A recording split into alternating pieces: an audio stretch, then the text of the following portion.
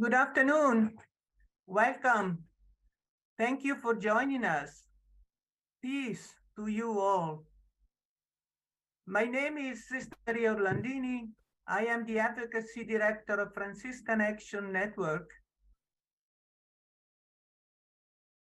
Estamos muy contentos y honrados de estar aquí con todos ustedes y con los oradores que literalmente provienen de todo el mundo. Este webinar es patrocinado por la Red Franciscana de Migrantes de Estados Unidos y la Red Franciscana de Acción. Antes de iniciar, vamos a hacer varios anuncios. At this moment, the interpreters will give us direction. Hello, everyone. Good afternoon. This is Felipe, one of your simultaneous interpreter. Today, I'm joined by my colleague, Christian. Buenas tardes a todos. Mi nombre es Felipe. Yo voy a ser uno de sus intérpretes. Estoy aquí con mi colega, Christian. We are here to provide you instructions on how to connect to interpretation.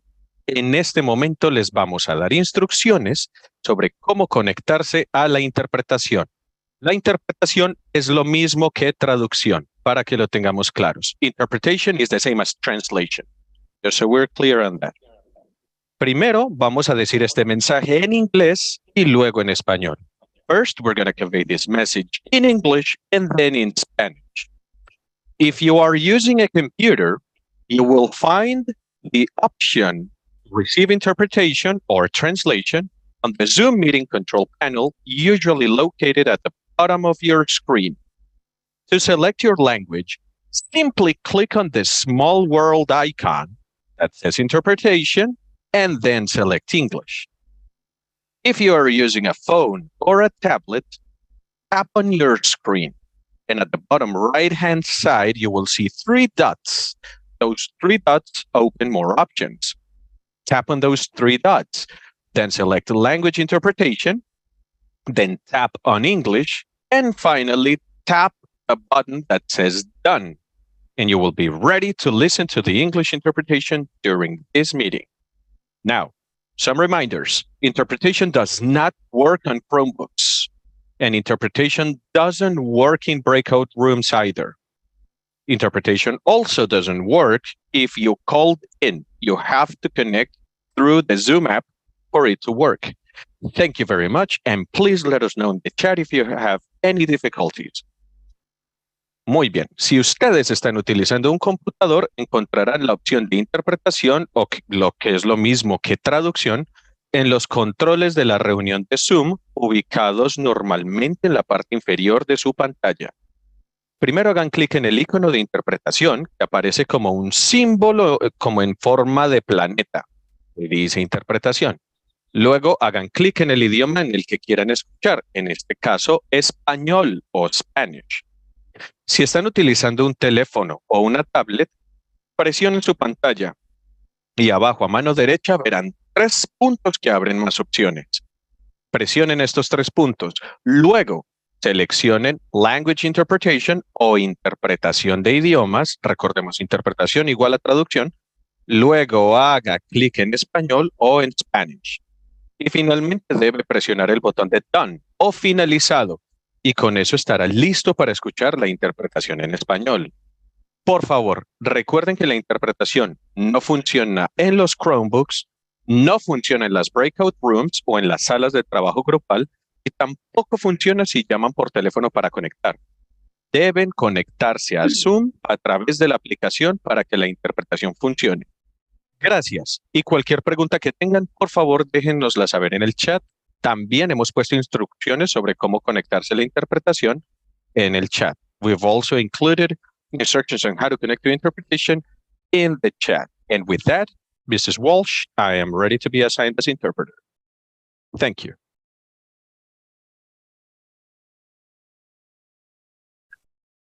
Bueno, también tenemos otro anuncio.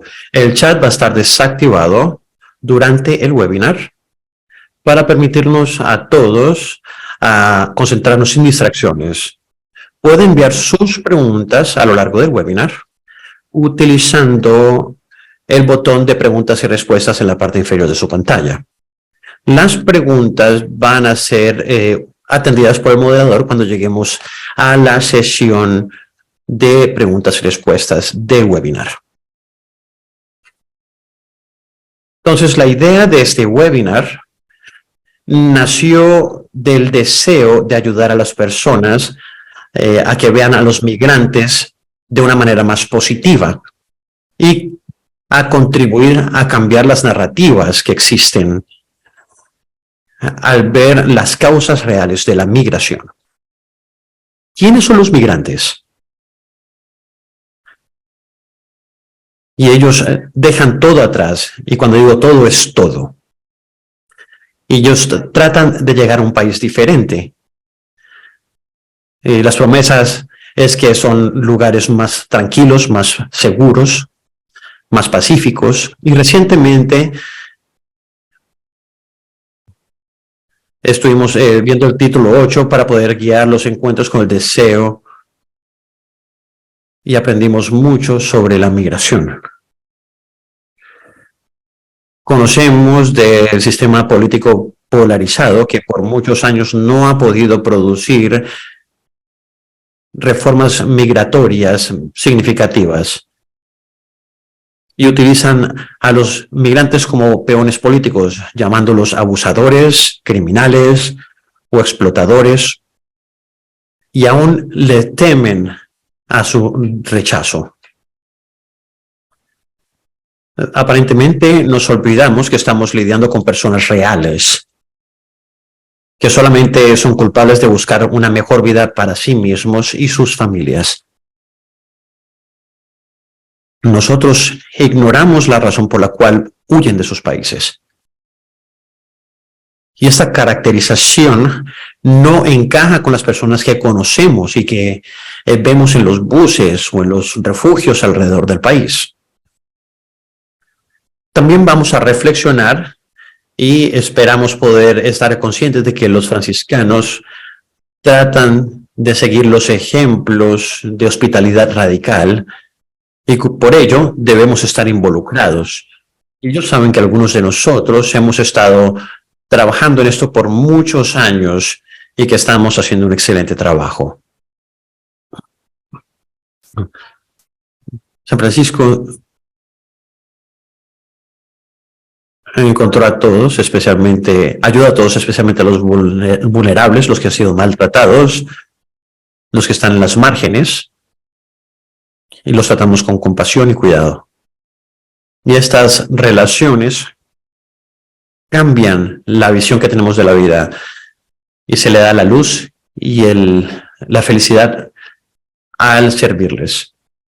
Esperamos que estos encuentros también nos ayuden a ver a los migrantes el día de hoy como los hijos amados de Dios, los que Jesús y San Francisco van a buscar tratando de aliviar los problemas y ayudarles a buscar una mejor vida.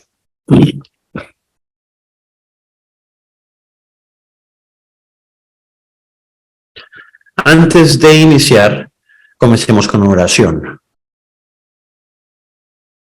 El día de hoy, las prioridades de Gigi Gregory. Ella es una franciscana secular con el viceministro para la región cerca al Paso. Y ella también es una animadora de JPIC para esa región. Un momento de gracia. Dios de nuestros ancestros, por mucho tiempo hemos sabido que tu corazón está con los refugiados que nacieron en el tiempo y en la familia de los refugiados, huyendo de la violencia en sus países, que después unieron a sus hijos con hambre y se fueron a un país foráneo. Y su llanto resuena por los años. ¿Me dejarían entrar? No somos hermanos, son hermanos y hermanas que tienen el mismo llanto. Y todo esto nos afecta. No nos haremos sordos a sus llamados y tendremos un momento de gracia y los veremos con gracia en vez de como una amenaza. No habrá silencio, en vez de eso vamos a defender. Trabajaremos por la paz en sus tierras. Trabajaremos por la justicia en las tierras donde ellos buscan seguridad. Señor, protege a todos los refugiados en sus viajes y que encuentren un amigo en mí.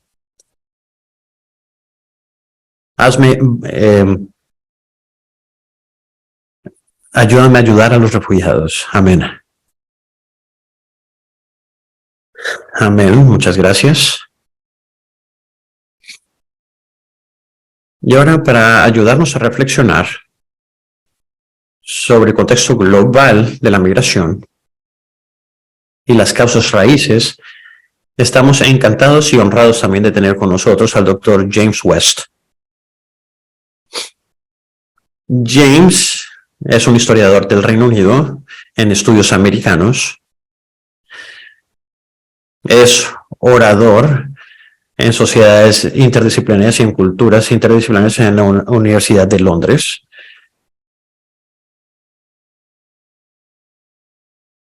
Y enseña un curso internacional de migración en la Universidad de Oxford.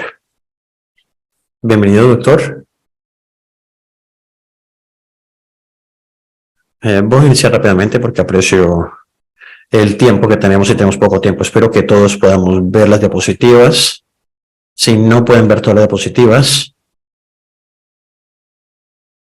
podrán ver el panel de la derecha y pueden reducirlo.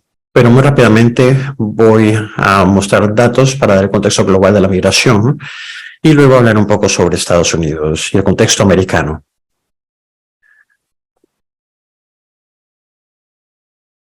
El contexto general es que la población mundial ha explotado en los últimos 300 años y con eso una gran cantidad de migrantes también ha aumentado significativamente. Y cuando hablamos sobre la migración, por lo general, hablamos sobre después de la Segunda Guerra Mundial, es cuando comenzamos a ver la emergencia de aparatos internacionales para la migración, como las Naciones Unidas, la UNHCR, que es la Alta Comisión para Refugiados, y ese tipo de instituciones. Y esto sucedió después de la Segunda Guerra Mundial. Y en los últimos, desde 1960, la población de migración global en cuanto a migrantes internacionales se refiere, se ha triplicado. Y también van a poder ver la migración local. De lo que voy a hablar el día de hoy es algo que va a dividir en migración internacional entre países y también la migración local, que es la interna dentro del país. Y 1 de cada 8 personas en el mundo son migrantes. Y dentro de eso, la gran mayoría de esas personas son migrantes voluntarios en cuanto a migración por trabajo, pero también hay migración involuntaria o forzada. Y esto sucede cuando pensamos, cuando hay desplazamiento por guerra, cuando se busca asilo. Y esos son el tipo de migraciones que ven los historiadores.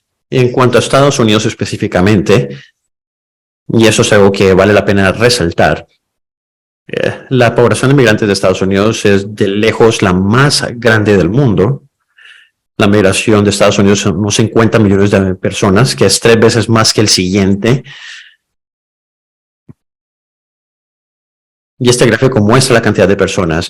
Lo importante a saber de esto es que como porcentaje del total de la población, Estados Unidos es muy similar a países como Francia o el Reino Unido. Es un poco menos que Alemania, es menos que lugares como Canadá o Australia, y es mucho más bajo que lo que llamamos los estados migrantes en el Golfo, como lugares como la UAE o Emiratos Árabes Unidos, donde 50% de personas son migrantes. Dentro del contexto del debate en cuanto a la migración en Estados Unidos, vale la pena ver esos dos elementos por separado. Entonces se tiene el total del número de migrantes, pero también se tiene la migración como un porcentaje del total de la población del país. Y es importante no confundir esos dos elementos.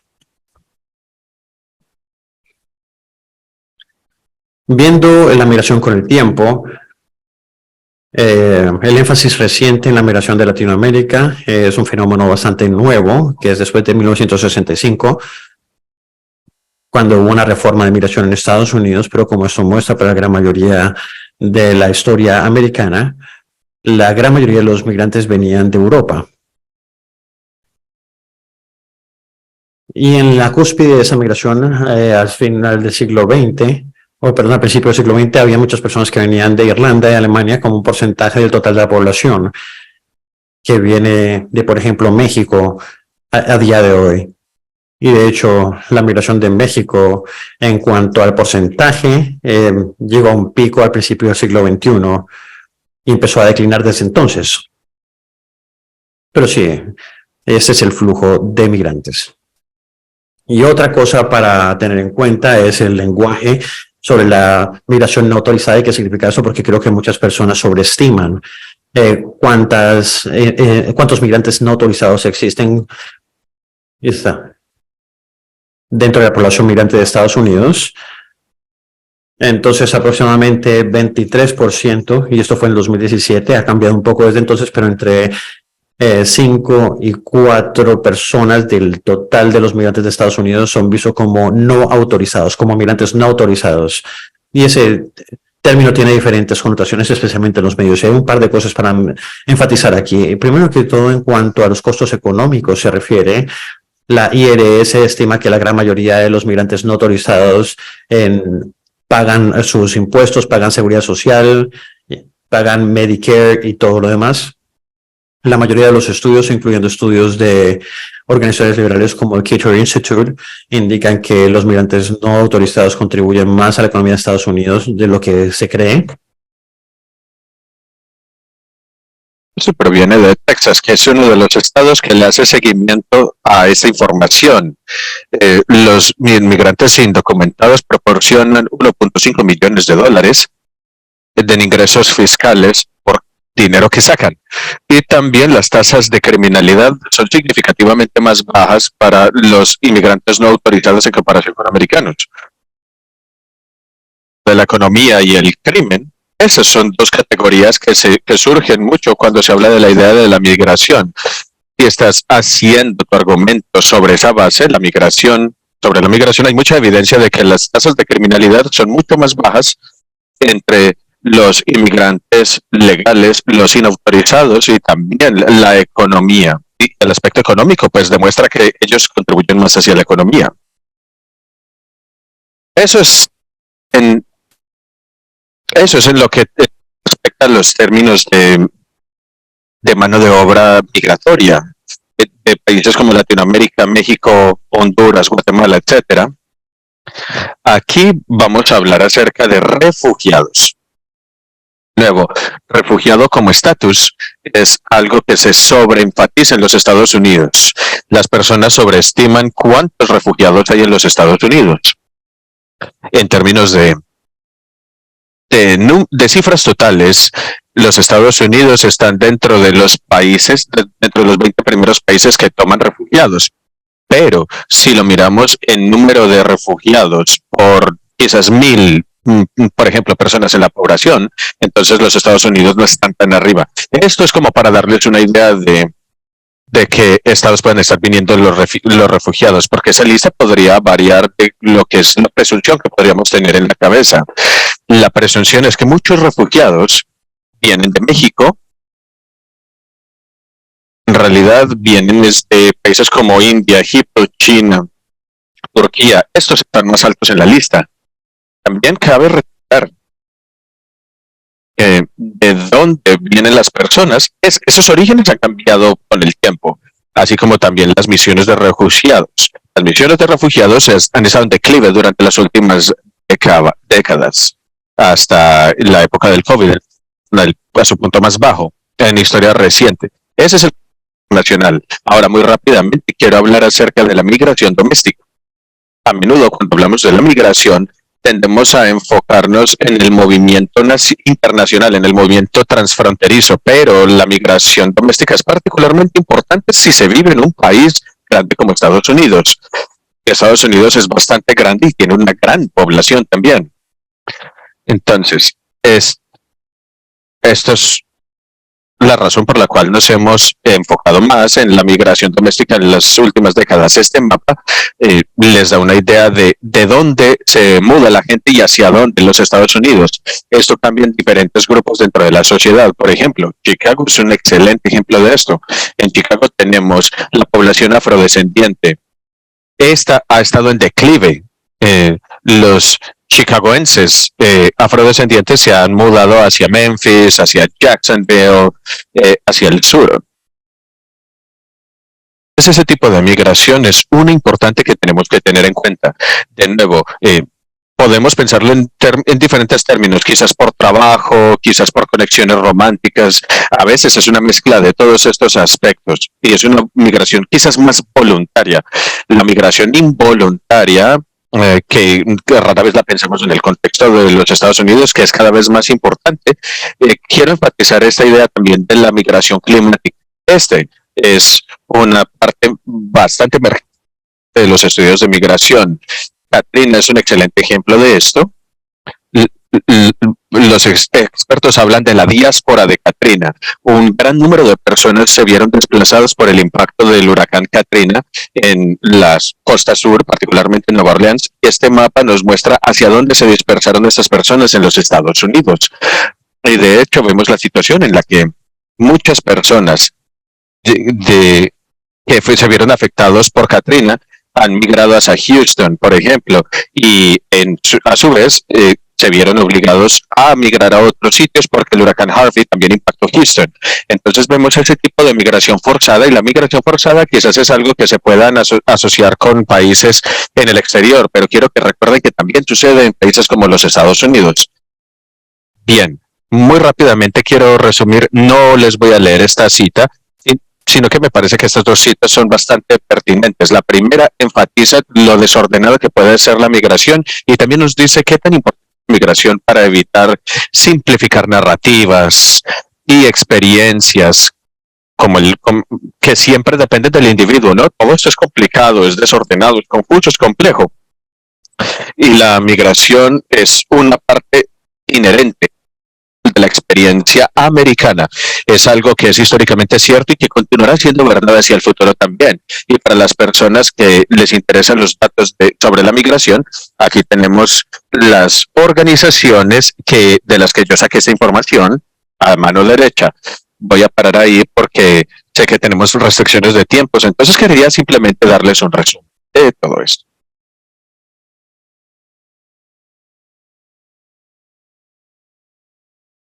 Muchas gracias. Gracias, doctor West, por sus ideas y por su pasión por los inmigrantes y por este tipo de estudios.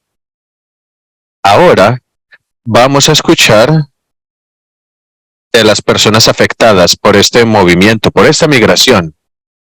Ahora vamos a escuchar a una entrevista pregrabada entre el padre N. Flores, que es un sacerdote salvadoreño, fraile franciscano, autor, etiólogo, trabajador de los derechos humanos, y en este momento él está trabajando con migrantes en Panamá, específicamente las comunidades al borde de la jungla de la brecha del Darién. Él trabaja con el Migrants Panama Team y es uno de los primeros organizadores de esa red. Él estará con Janet y Ciro, ambos de Colombia. Y la entrevista está facilitada por la coordinadora de la Red Franciscana para Migrantes en los Estados Unidos. Al final de la entrevista habrá tiempo para preguntas en vivo y en directo con los ponentes. Y les recordamos que utilicen su opción de preguntas y respuestas en la parte inferior de su pantalla. Bienvenido, Padre René, y al equipo.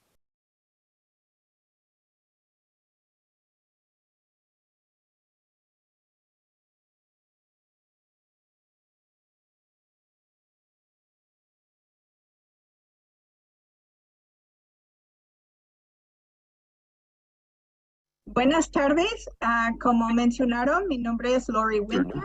Trabajo con la Red Franciscana para Migrantes y aquí hoy tenemos el placer de tener con nosotros Fray René Flores y también Ciro Ríos y Janet Cupitra, que van a platicar un poquito de sus experiencias y Fray René nos va a entender mejor la perspectiva franciscana. El primero es que Ciro y Janet nos podrían contar un poquito sobre de dónde son ustedes y cuándo llegaron aquí en los Estados Unidos. Buenas tardes, sí, mi nombre es Silvio Alfonso Ríos, vengo de Colombia, somos colombianos, he llegado aquí con mis 3 hijos, somos un núcleo de 5 personas, llegamos aquí por cuestiones de conflicto armado que hay en mi país, ya que yo vengo de una zona que es bastante nombrada, soy del departamento de Arauca. Allá hemos vivido el conflicto de 3 organizaciones que están al margen de la ley. Tenemos a las incidencias de la FARC, tenemos al ELN, también tenemos los paramilitares que operan en la misma zona, en el mismo departamento, y se disputan el territorio para poder traficar. Y entonces, pues, debido a esta situación, hemos nosotros migrado de nuestro departamento, de nuestro país. Hemos tenido pérdidas en nuestra familia, hemos tenido 4 vidas perdidas por cuestiones de conflicto armado. Y mi situación también está en riesgo de sufrir una persecución por parte de las 2 organizaciones criminales. Y es la razón por la que estoy aquí en los Estados Unidos en busca de un asilo político.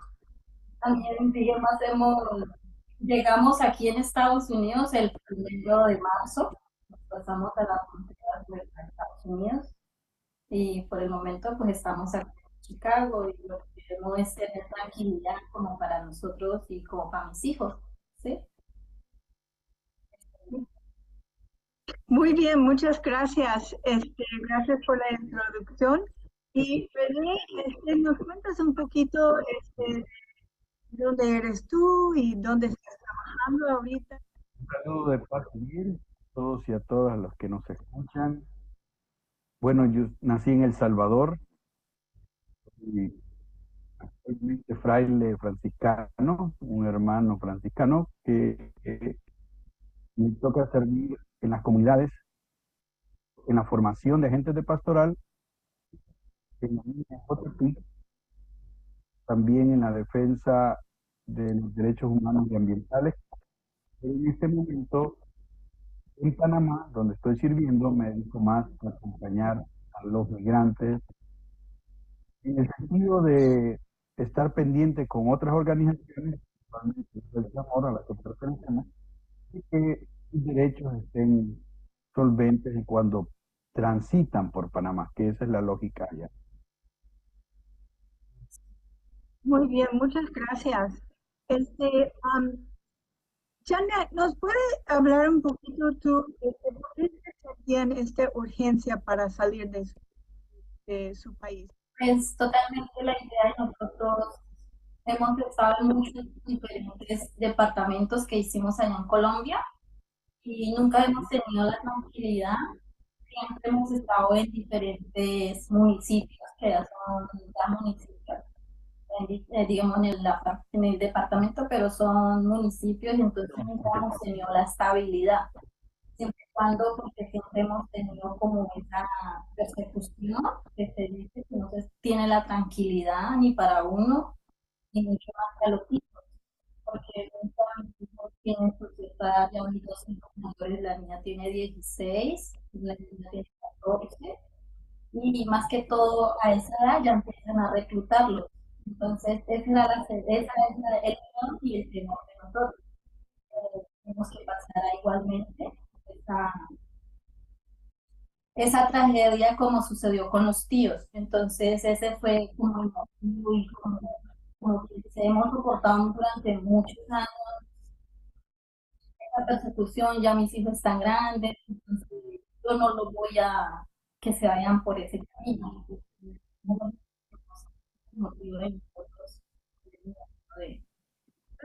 El narrativo que escuchamos aquí en los Estados Unidos es que Colombia ya es muy pacífico, ya se acabó todo eso de la guerra civil y no hay problemas.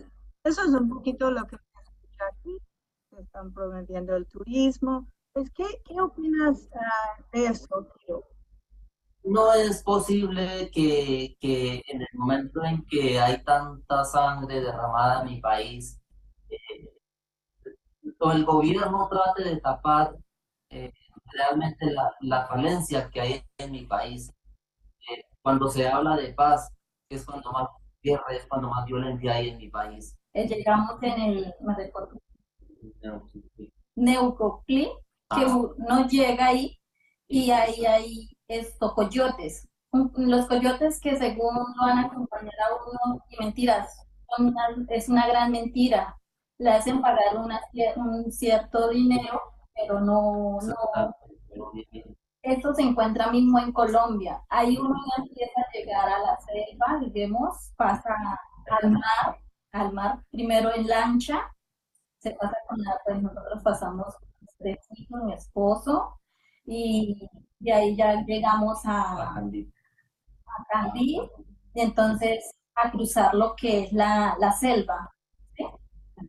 El Dariel, sí. Llegamos al Dariel, de ahí empezamos a explorar ya demasiado cosas, porque ya se ve mucha cosa, como quien dice, familias dejadas, tocar también enfrentar lo que es el río, porque todo ese enfrentamiento del río, costeando solo el río, a pesar que también nosotros ¿cómo se dice? Nos perdimos de camino y nos tocó enfrentar montañas, lo que es montaña, digamos, muy pendientes, nos tocó 2 horas por esa montaña para salir, fueron 2 horas andando por ahí, después otra vez nos perdimos, cogimos otra montaña, fueron 2 horas otra vez y así, y era ahí para entera costeando solo lo que era el río. Ya transcurriendo el tiempo, en el cuarto día, sí, el de tercer día, empezamos a ver lo que es los cadáveres, las personas muertas, niños, incluso personas olvidadas en el camino, vivas pero moribundas. Personas, digamos, estaban aún vivas, pero en el camping, con vida, pero no podían continuar.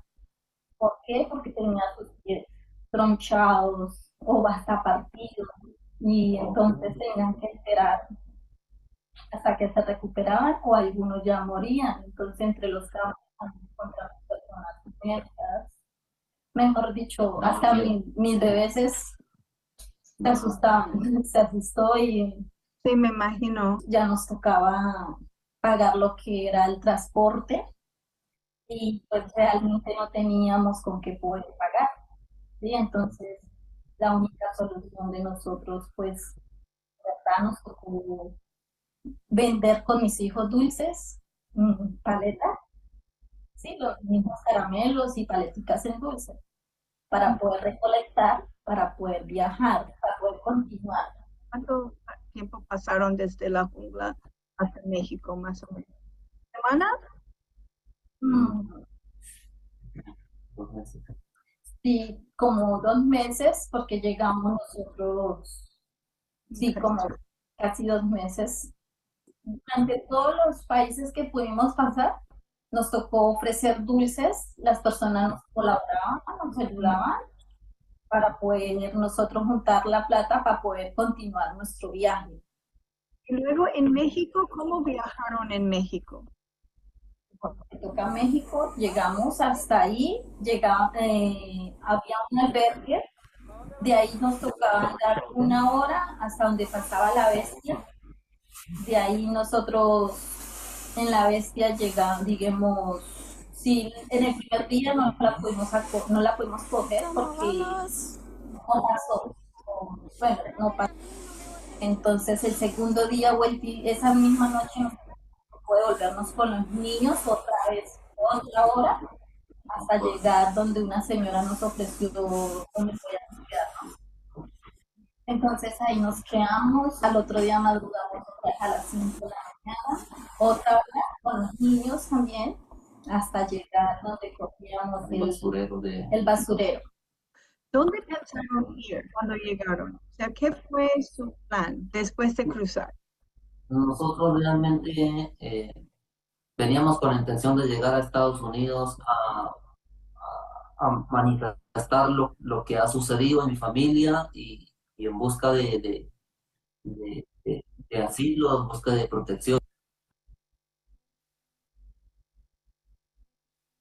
Sabemos que a veces es muy dolorosa recordar de nuevo todas esas memorias difíciles y agradecemos mucho que lo compartieron. Y ahorita vamos a platicar un poquito con Fray René sobre la perspectiva franciscana y cómo nos llama el Evangelio para responder a una historia así, para responder a lo que son las causas y raíces.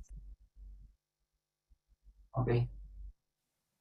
Bueno, gracias ya les decía Lori, por compartir.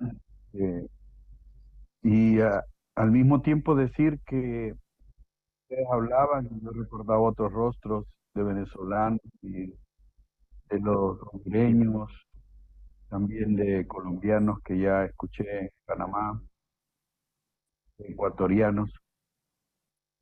Y lo que nos une o lo que nos impulsa primero, antes que una doctrina o un principio religioso, es la sensibilidad humana. El arranque está en cuánto dejamos que nos afecte el otro. Y el evangelio es que Jesús se dejó afectar y reaccionó sanando y liberando. Pero es el movimiento de la sensibilidad la que hace encontrarnos con el otro, que escuchándolo a ustedes, puedo ser yo, pueden ser todos.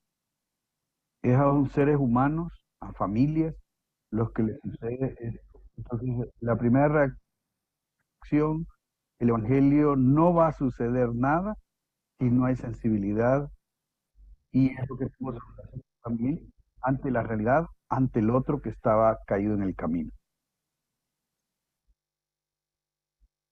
Y Fray René, ¿puedes hablarnos un poquito sobre este valor cristiano, este valor humano de la hospitalidad? Sí, es igual. El Antiguo Testamento, que recoge la memoria del pueblo de Dios cristiano, siempre tuvo en sus preceptos, en sus principios éticos y espirituales, que el extranjero tenía que ser cuidado, alimentado y protegido. Eran tres figuras las que tenían ellos que proteger y cuidar: el huérfano, la viuda y el extranjero. El extranjero, el migrante, pues. Porque dice el mismo libro del Éxodo y Deuteronomio, porque fuiste extranjero en Egipto, porque fuiste migrante. Entonces es como preguntarse, es que primero fuiste migrante, no se te olvide. En realidad, ese principio de Israel hizo de que la hospitalidad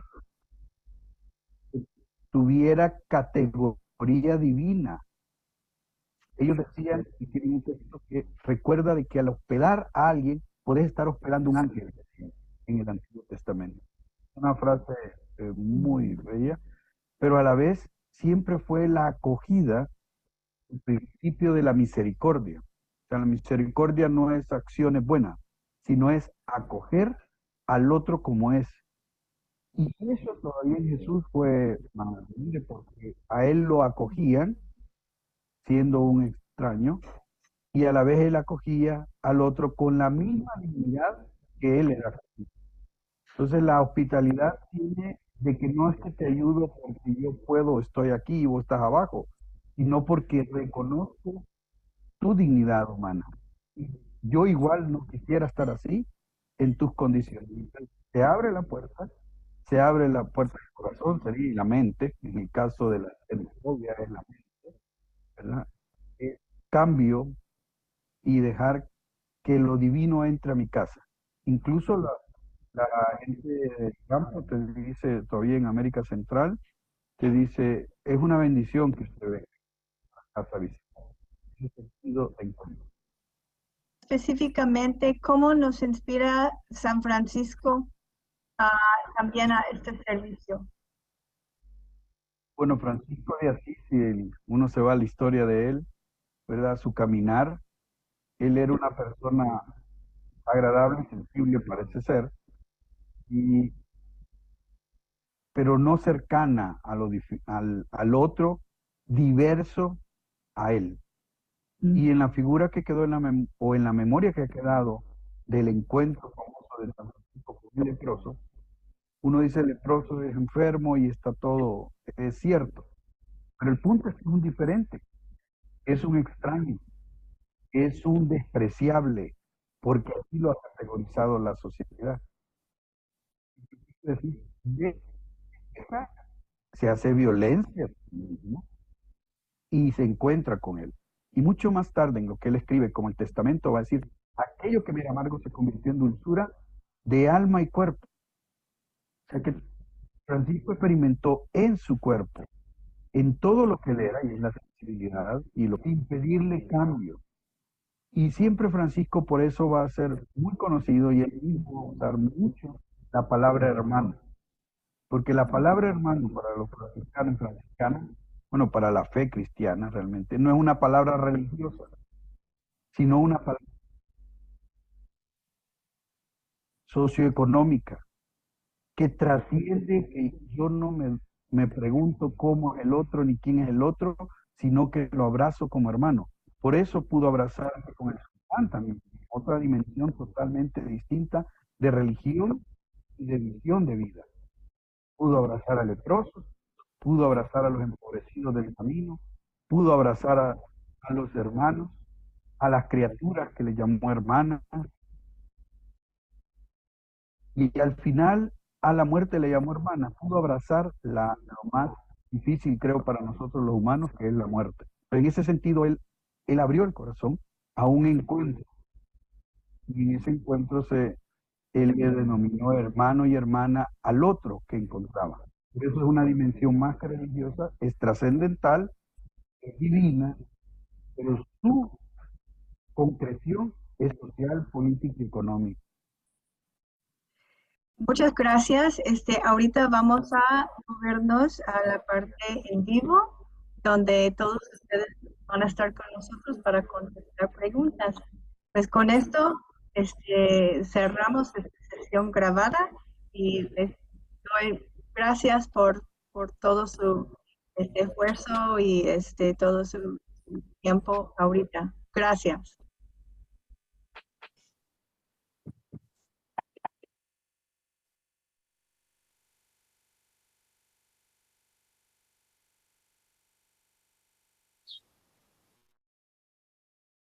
Muy bien, muchísimas gracias por quedarse con nosotros. Ahora vamos a comenzar con preguntas y respuestas. Tenemos algunas preguntas que nos han llegado. Y voy a invitar a que el señor James West se una conmigo y al fraile René y también Ciro y Janet. Parece que Ciro está solo en este momento. Mi nombre es Johnny Wall, soy coordinador de comunicación con la Red Franciscana de Acción y voy a coordinar estas preguntas. La primera pregunta que llegó es para usted, Dr. West. ¿Cuál es el porcentaje de migrantes en Estados Unidos que vengan de indígenas? ¿Menos de comunidades indígenas de Latinoamérica o no se especificó de la pregunta? No estoy seguro porque la patrulla fronteriza realmente hace un horrible trabajo a la hora de identificar comunidades indígenas. Seguro que hay algunas organizaciones que trabajan en esto. Una de el Latin America Working Group, que trabajan por el alivio de las dificultades de los indígenas que vienen de Latinoamérica. Y algunos de sus peticiones son más accesibilidad a intérpretes, porque cruzar la frontera mexicana, la patrulla fronteriza ha tenido, pues generalmente tiene 40 idiomas con los que lidiar y los intérpretes no están disponibles, pero solo para los idiomas principales. Entonces seguro yo les puedo poner un enlace para esa organización en términos de dar un primer paso en la dirección correcta, pero la verdad es que no sé. Muy bien, tenemos otra pregunta. La persona ha escuchado que los migrantes ucranianos, los refugiados y los que buscan asilo, se les trata diferente de otros. De nuevo, profesor West, si usted tiene algún comentario al respecto. Sí, de hecho, hay muy buena información que sugiere que esto está ligado a ideas de raza. Digamos, las encuestas públicas en relación a, por ejemplo, después de la guerra de Vietnam, los refugiados del sureste de Asia, de 2 a 1 persona por cada 10 estaban en desacuerdo con los refugiados que venían. Ven cifras similares en términos de Cuba después de la revolución. Y lo contrario es que se tiene significativamente más apoyo para los refugiados que se perciben como blancos, particularmente durante la crisis de Kosovo y de Armenia. El apoyo general tiende a ver más favorable los refugiados ucranianos porque son blancos, y la raza y la etnia es un gran componente de ello. No es la historia completa, pero sí, de los datos que hemos estudiado, parece que sí hay una diferencia significativa en términos de cómo los refugiados de Ucrania están siendo tratados en comparación con refugiados de otras procedencias. Padre René, la siguiente pregunta es para usted. ¿Cómo los franciscanos en los Estados Unidos y en Latinoamérica pueden trabajar juntos para el beneficio de los migrantes? Bueno, una de las primeras instancias que tenemos los franciscanos y franciscanas son los institutos religiosos. Allí hay encargados, tendrían que haber encargados de JPIC, de Justicia, Paz e Integridad de la Creación. Y este es el primer enlace que tenemos todos y todas los franciscanos como institución. Para nosotros los que ya estamos en la otra área de migración, acompañando a los migrantes, estamos afiliados a la Red Franciscana para Migrantes, que también se puede extender a cualquier miembro de la familia franciscana y así fortalecer, ya sea como equipos o como casas de acogida.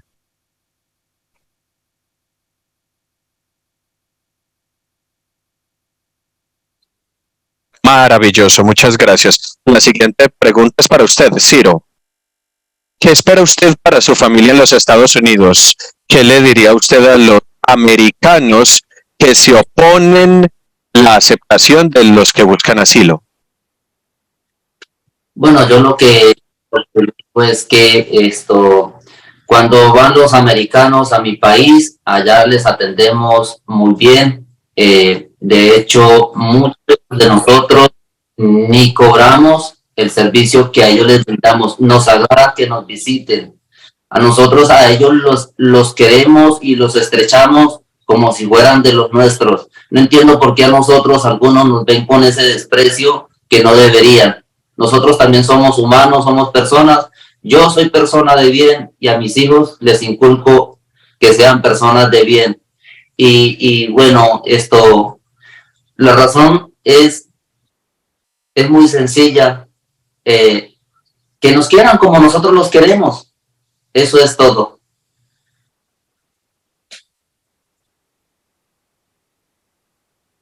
Maravilloso. Otra pregunta para usted, Dr. West. ¿Usted tiene alguna idea de los factores que causan que las personas migran de Sur y Centroamérica a los Estados Unidos? ¿Qué los motiva principalmente? ¡Uf! ¡Qué pregunta tan grande! La razón principal es y globalmente este es el caso con la mayoría de los migrantes. Los migrantes se mudan por condiciones económicas y por condiciones de trabajo. Pero, como ya lo mencioné cuando yo hice mi presentación, es muy difícil generalizar porque cada experiencia es tan única. Y yo creo que a menudo las personas, es que nunca es un solo motivo, nunca es una sola razón. Quizás alguien está buscando mejores oportunidades, sí, pero también está buscando adelantar, no sé, relaciones familiares en los Estados Unidos o está huyendo de situaciones políticas inestables en su país de origen, exacerbadas, por supuesto, por el gobierno de los Estados Unidos. Es que hay muchas razones. La razón principal en términos de la cantidad de personas que vienen a los Estados Unidos tienden a tener relación con condición económica, pero la verdad es que no es un solo factor, siempre son muchos al mismo tiempo.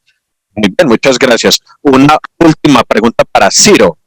¿Qué le diría usted a las personas, especialmente a aquellas personas que tienen hijos? ¿Qué les diría usted a las personas que están considerando cruzar la selva del Darién? Uy, no, me opongo a que ellos se vengan por el Darién. No es una buena idea. Yo me vine por el Darién por la sencilla razón de que no pude sacar mi pasaporte para viajar en avión aquí a los Estados Unidos. Lo uno, y lo otro es que los trámites legales para venirme a los Estados Unidos por huir de la violencia, se me demoraba muchísimo tiempo.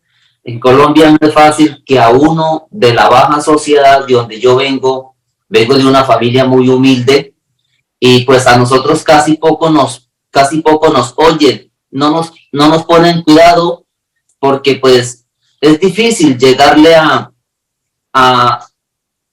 como ligera migración, es difícil llegar a la capital, a tocar puertas, a decir, venga, y ellos lo saben. A mi familia, el daño que le causó el conflicto armado, fueron 4 hermanos que yo perdí, entre ellos 2 menores de edad. Entonces, difícil para que yo pudiera salir por las vías legales. Por eso tuve que enfrentar el Darién, pero es desastroso.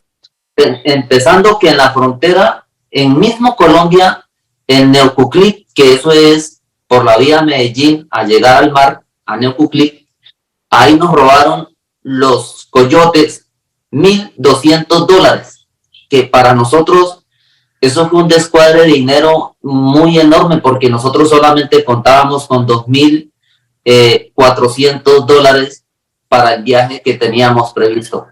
Pero como nos robaron esos $1,200, tuvimos que volver a pagar los mismos $1,200 para cruzar el mar y que nos dejaran pasar la montaña del Darién, porque en la montaña del Darién hay crimen organizado. Si no pagas, no pasa.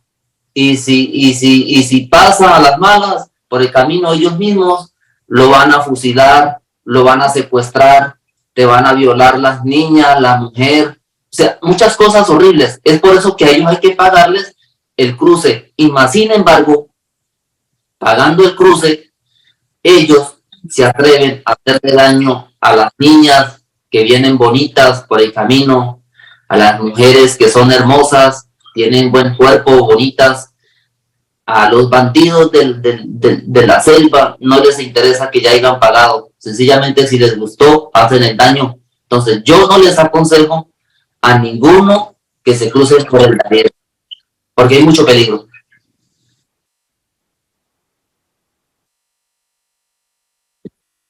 Por Dios, muchas gracias por esa historia. Apreciamos su testimonio. Realmente le pone una cara humana a todo, ¿no? Muchas gracias a todos. Me encantaría tener más tiempo para responder más preguntas, pero en este momento vamos a pasar a la porción de defensoría y representación de nuestro evento.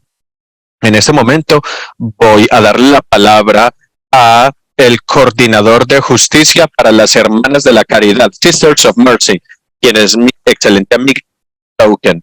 Muchas gracias, Janine, y muchas gracias a ustedes porque ustedes me inspiran mucho. Yo procuro mantenerme en mi estado franciscano, pero es difícil mantener la compostura. Hablando de la representación y la defensoría en lo que respecta a las raíces de la migración, yo quiero ofrecerles contexto que ha tenido las políticas públicas de los Estados Unidos en países, particularmente en Latinoamérica. El doctor West ya nos ha comentado. Básicamente, las causas raíces de la migración son la pobreza y la violencia, pero ¿por qué hay violencia y pobreza en primer lugar? ¿Y cómo es que las políticas públicas contribuyeron a estas condiciones? La gente tiene derecho de emigrar en busca de una mejor vida. La migración no es un crimen. La gente también tiene el derecho a no migrar si es que existen las condiciones en su país para una vida dignificada.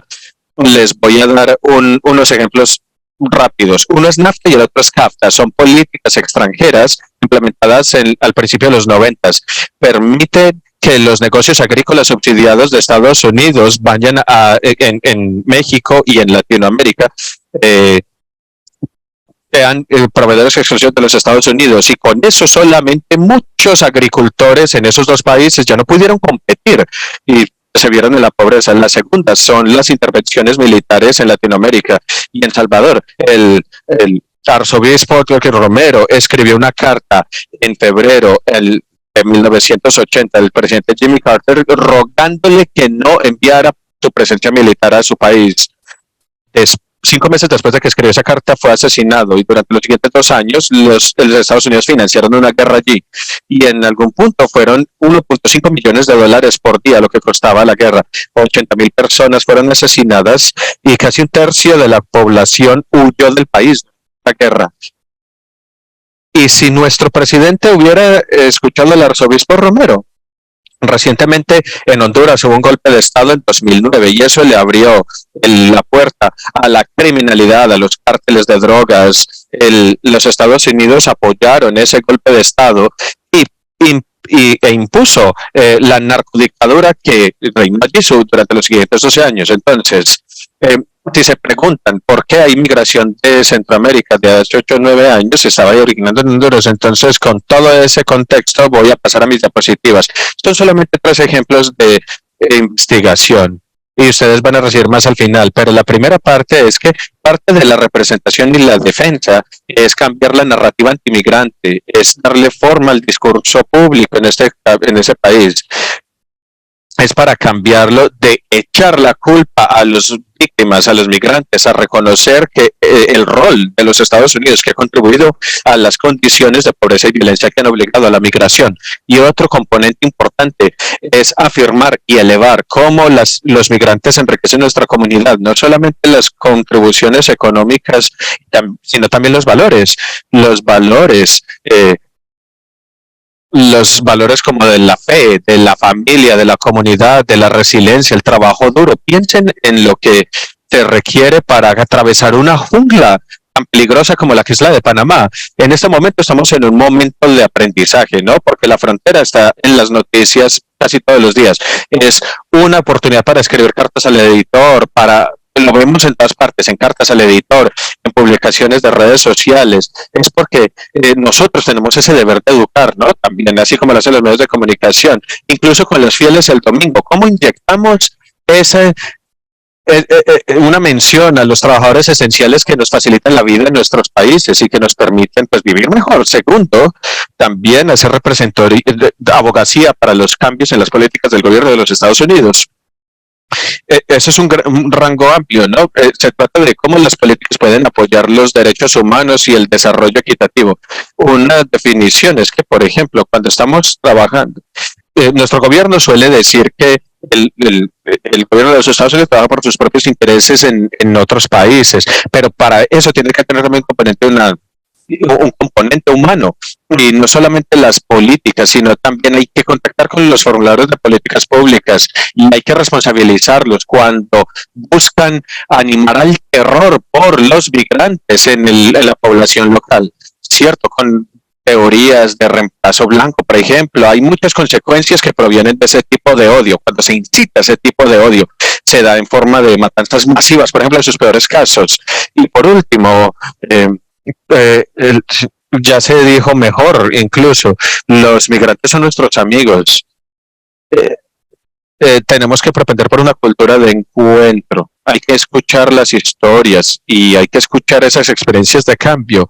Ya también había incluido algunas otras cosas. Por ejemplo, tomar cambios en estilos de vida que puedan generar mejores condiciones, ¿no? Como políticas públicas y escucharán más también. El acompañamiento es una palabra que se le asemeja a la solidaridad. Entonces se trata de acompañarlos, están disponibles y darle la bienvenida con los brazos abiertos, como le dijo el señor Ciro. Muchas gracias.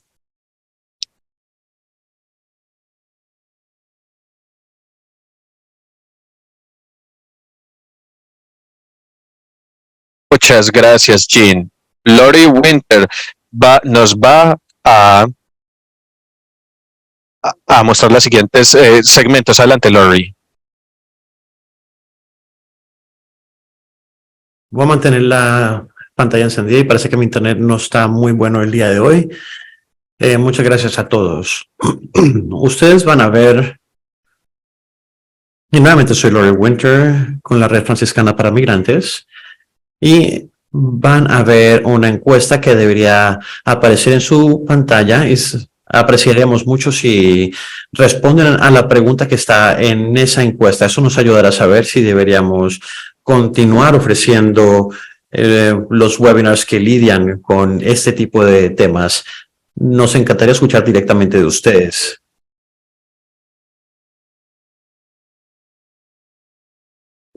Y la pregunta que hicieron sobre cómo nosotros como franciscanos podemos conectarnos los unos con los otros y con los migrantes y también con otros franciscanos que trabajan en otros países en migración.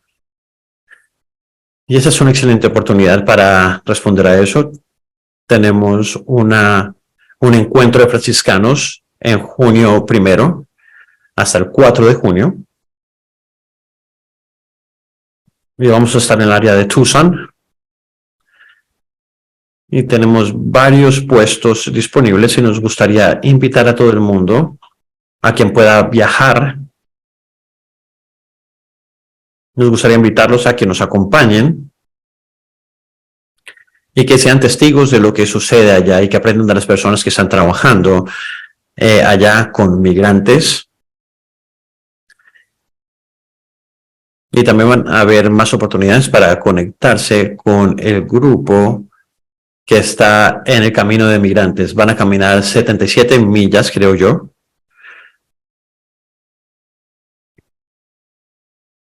Y los vamos a encontrar el domingo para darles la bienvenida de vuelta de este gesto simbólico que hicieron para caminar por todo este camino de migrantes. Me gustaría invitarlos a todos a que consideren acompañarnos a este encuentro fronterizo, al Border Encounter. De esta otra manera de conectarnos es que hay muchas rutas disponibles para ayudar a los refugiados y a los migrantes y a los que buscan refugio. Todas las noches escuchamos noticias las noticias y no sabemos cómo hacer para ayudar. Yo quería invitarlos a que busquen colaboración en las comunidades para obtener más información por medio de los migrantes que viven en sus comunidades, para ver cómo se pueden integrar para dar apoyo psicológico y espiritual.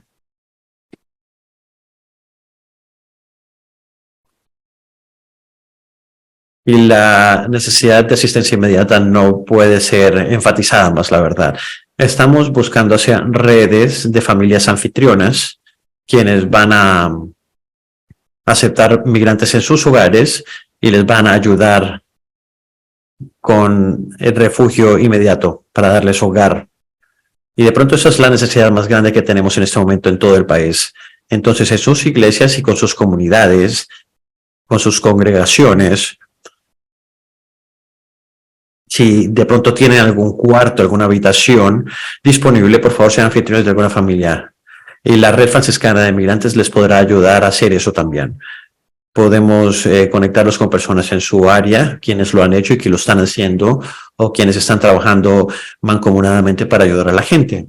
Otra necesidad urgente es la asistencia legal. Si conocen a abogados, si conocen a alguien que pueda proveer asistencia legal gratuita, nos lo dejan saber porque hay muchas personas que necesitan esta ayuda. Y finalmente, me gustaría pedirles a todos que consideren esto y piensen sobre qué pueden hacer en esta crisis humanitaria que tenemos en Estados Unidos. Me gustaría que pensaran sobre este concepto de los 2 pies del amor y la acción.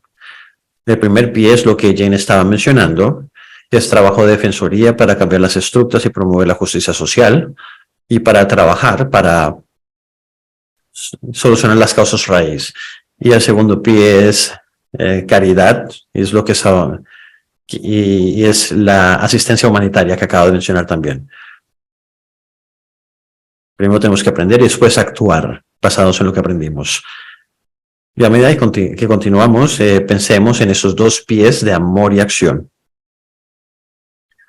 Gracias a todos por participar. Y para cerrar esta sesión, vamos a solicitarle al Padre René, Fraile René, perdón, que nos guíe en una oración. Gracias a todos.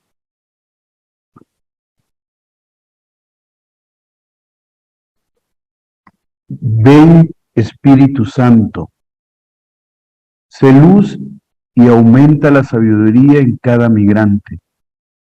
Ven, Espíritu Santo, sé fortaleza en la debilidad de los migrantes. Ven, Espíritu Santo, aumenta la audacia y osadía en los migrantes.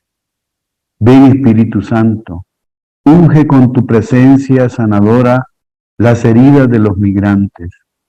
Ven, Espíritu Santo, consuela el dolor y la tristeza de cada migrante. Ven, Espíritu Santo, enciende la esperanza y el amor en los migrantes.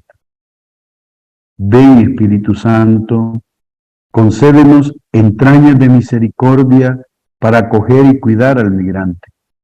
Ven, Espíritu Santo, y libéranos de la xenofobia y homofobia que condena al migrante.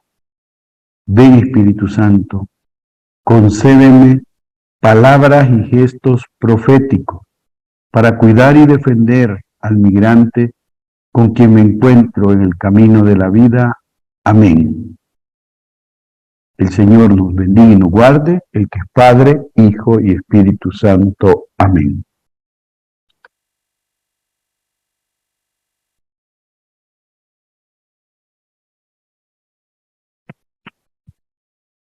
Hemos llegado al final de nuestro webinar informativo. Gracias por unirse y que Dios los bendiga a todos y todo lo que hacen con y para los inmigrantes. Pero antes de irnos, me gustaría hacer un par de anuncios. Aparte de lo que Lori habló sobre el encuentro en la frontera y las actividades que nos ha presentado, me gustaría recordarles 2 cosas. Un webinar del 25 de mayo de este mes. Vamos a tener un webinar a la 1 de la tarde en la construcción de paz en Ucrania. Y estoy seguro de que van a encontrar información en sus correos electrónicos y en la página web al respecto. Y otro evento importante para nosotros, para FAN, es el programa de beneficios en línea, el 28 de junio, que es una recaudación de fondos que se hace una vez al año para poder obtener los fondos necesarios para continuar con nuestro trabajo. Este año lo vamos a hacer un poco diferente, entonces busquen la información y por favor apóyennos. Nuevamente, muchas gracias por estar aquí con nosotros y paz para todos. Paz para todos. Hasta luego.